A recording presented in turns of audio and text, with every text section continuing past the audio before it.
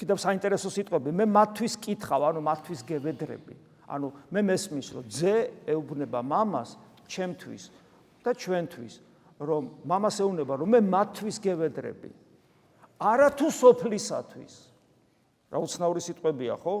ანუ სხვებისთვის არ ლოცულობს, მარტო ჩვენთვის ლოცულობს, ამ შემთხვევაში ასეა. ამას თავისი მიზანი აქვს. რა თქმა უნდა, ღმერთი ყველასთვის მოვიდა, უფალი ამბობს კიდევაც, რომ მე რო ამაღლდები ზეცად, ანუ ჯვარცმული როცა ვიქნები, ჯვარცმული ყველას მოგიზიდავთ. აი ვინც ყველა მოიზიდა და ვინც ამ მიზიდვას ამოყვება და ვინც მისკენ ისწრაფვის, ისინი ხდებიან მისი შვილები და აი მათ მისი მოწაფეები და მას აღიარებენ მღვდელმთავრად და აი მათთვის ამ შემთხვევაში მათთვის საუბრობს.